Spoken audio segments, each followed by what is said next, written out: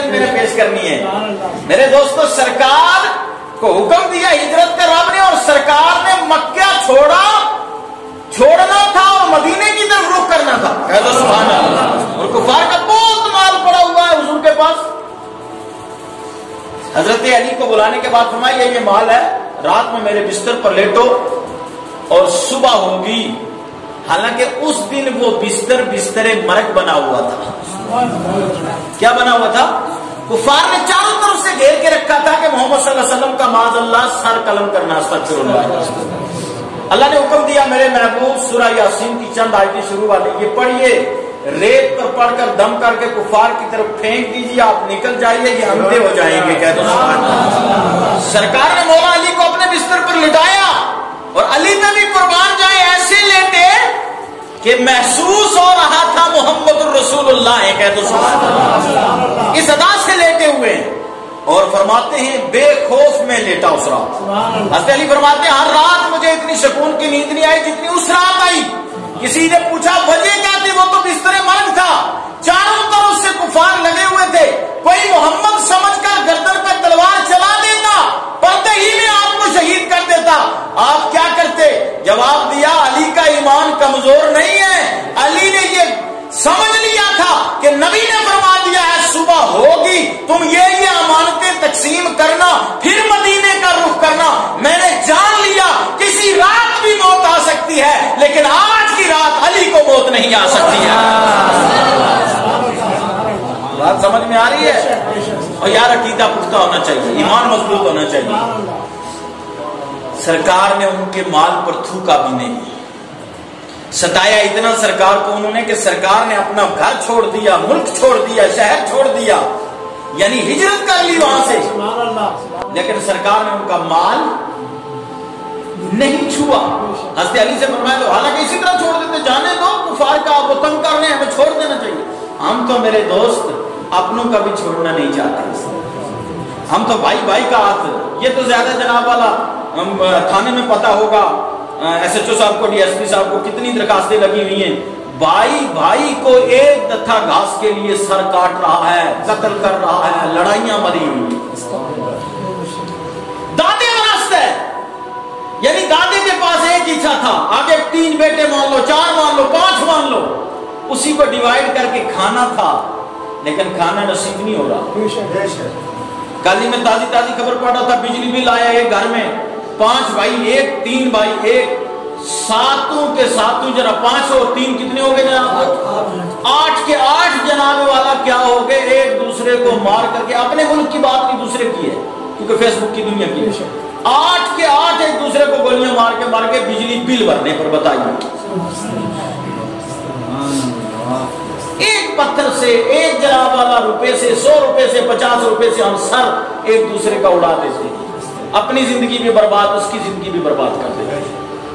مال کے لیے مت بنو، کیونکہ مال ایک ایسی چیز ہے، اللہ نے خود فرما دیا دنیا کا مال و متاع تھوڑا ہے، تمہارے لیے تو سب کچھ آخرت میں ہے. اس کا نتیجہ یہ نہیں کہ اپنا مال پھینک دو، چھوڑ دو. مطلب یہ ہے کہ صرف جناب والا کسی کا مال ہڑپ مت کرو، اپنا مال جو ہے اس کو صحیح طریقے سے استعمال کرو، اس کی حفاظت بھی کرو. آئی سمجھ نہیں؟ لیکن ہوتا کیا ہے، معاشرہ ہمارا بڑا بگڑ رہا ہے. ہمارے معاشرے میں میرے دوست بہت برائیاں آ چکی ہیں. 3-4 منٹ بچے ہیں، اس میں کیا گفتگو کروں، کیا آپ کو سمجھاؤں کیا نہیں. بھائی بھائی کا سر قلم کر رہا ہے، رشتہ دار کا راستہ بند کر رہا ہے، پانی بند کر رہا ہے، جناب والا کھانا پینا بند ہو رہا ہے، یہاں تک کہ ایک دوسرے کے لیے دروازے بند ہو گئے، سلام کلام بند ہو گئی ہے. تو بتائیے پھر ہمارے پاس سیرت مصطفیٰ کہاں ہے؟ میرے نبی صلی اللہ علیہ وسلم تو وہ ہیں کہ کفار نے ان کو جناب والا ایک غار کے اندر جو ہے بند کر دیا، اس کے بعد بھی سرکار 2.5 سال تک بند رہنے کے بعد بھی باہر نکلے تو مسکراتے ہوئے نکلے. اور جب ہجرت سے پہلے حضرت عثمان نام کے ایک جو شخص تھے جو پہلے کعبے پہ قابض تھے، ان کے پاس چابی تھی، چابی مانگی، جو طواف ودا کروں میں جا رہا ہوں تمہارا شہر چھوڑ کر. کہا چابی تمہیں نہیں مل سکتی. سرکار نے جو ہے اندر نہیں گئے، خانہ کعبہ کے باہر سے طواف کیا، چلے گئے. لیکن ایک دن وہ آیا جب مدینے سے فاتح بن کر کے مکہ تشریف لائے، فرمایا عثمان کو بلاؤ، چابی لائے. عثمان کہنے لگا امی کو پوچھ کر کے آتا ہوں. میرے دوستوں امی کے پاس گیا، ابھی دونوں نے کلمہ انہوں نے نہیں پڑھا ہوا تھا. امی کہنے لگی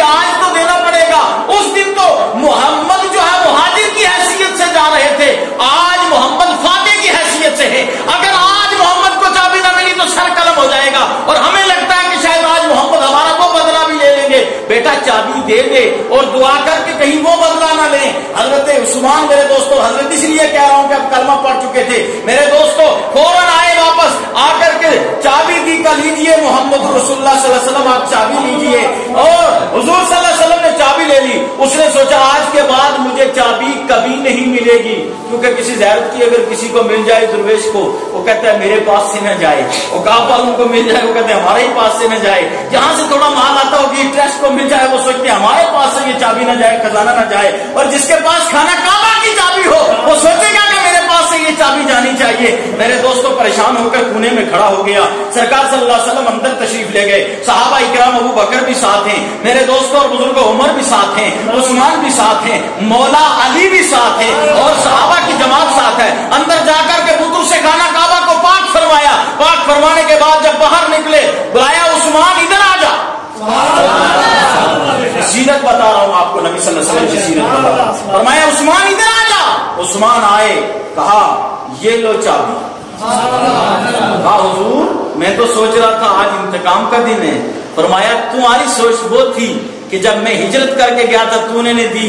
یہ محمد رسول اللہ کی سوچ ہے کہ میں فاتح ہوں، قبضہ میرا ہے، پھر بھی چابی تمہیں دے رہا ہوں. کہہ دو سبحان اللہ. اور ابھی تم سے میرا یہ مطالبہ بھی میں نے نہیں کیا کہ ایمان لیا. عثمان نے کہا حضور پہلے کلمہ پڑھائیے پھر چابی عنایت فرمائیے. کہہ دو سبحان اللہ. کلمہ پڑھا. کلمہ پڑھنے کے بعد میرے نبی نے فرمایا ہے عثمان سن لے، اب قیامت تک تیری ہی نسل والوں کے پاس خانہ کعبہ کی چابی ہے. میرے دوستو یہ سیرت مصطفیٰ صلی اللہ علیہ وسلم ہے. تو ہمیں اور آپ کو چاہیے نمازوں کی پابندی کریں. من یطع الرسول فقد اطاع اللہ. جس نے رسول اللہ صلی اللہ علیہ وسلم کی اطاعت کی اس نے اللہ کی اطاعت کر لی. سرکار کائنات صلی اللہ علیہ وسلم نے یتیموں کی، بیواؤں کی، بے آسراؤں کی، غریبوں کی، بزرگوں کی بڑی مدد کی ہے. ایک شخص غلام تھا ایک شخص کا، وہ بزرگ ہو چکا تھا، ہاتھ کانپ رہے تھے. بزرگوں کے ہاتھ کانپتے ہیں نا. آج تو ماں باپ کہ لوگ خدمت نہیں کر رہے، اللہ ہدایت دے ایسی اولاد کو. تو ہاتھ کانپ رہے تھے. وہ بزرگ جو ہے خادم تھا، نوکر تھا، غلام تھا.